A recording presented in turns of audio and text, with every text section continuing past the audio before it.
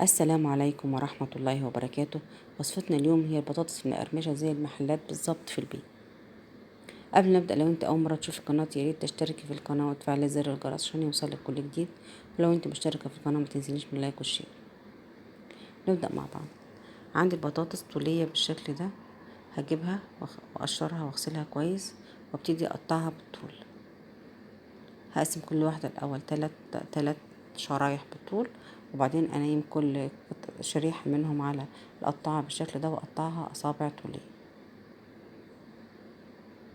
بالشكل ده.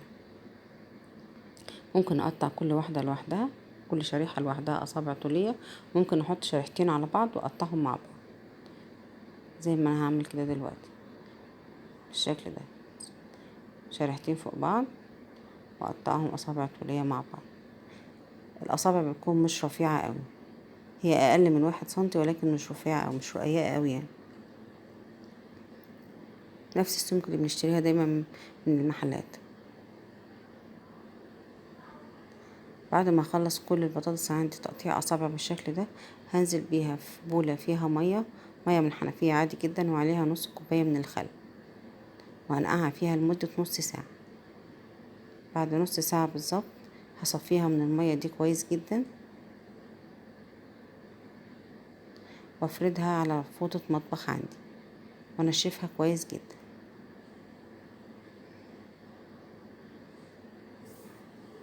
بعد ما اجففها كويس جدا واتاكد انها بقت جافة تماما كده،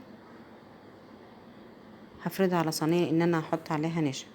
مش هينفع اعمل الخطوة دي على فوطة المطبخ، احطها على صينية كده، احط عليها معلقتين من النشا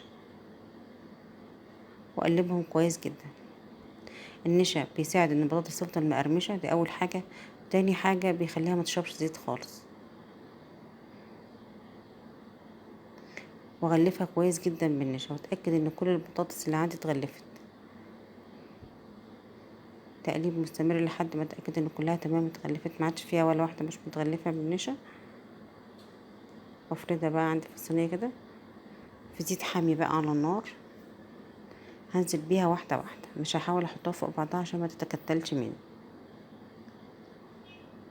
لحد ما احط الكميه الطاسه اللي عندي تستحملها يعني، مش كتير قوي ومش قليل بالشكل ده.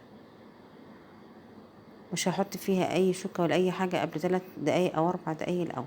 احس انها بقالها 4 دقايق في الطاسه اهو، هدي النار عليها بقى، وبالشوكه لو اي واحده لزقت في التانية كده فكها من بعضها.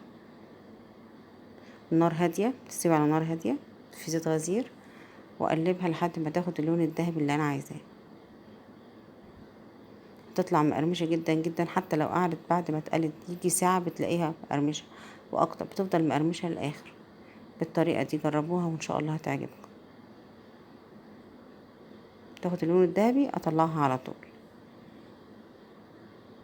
خدت اللون الذهبي،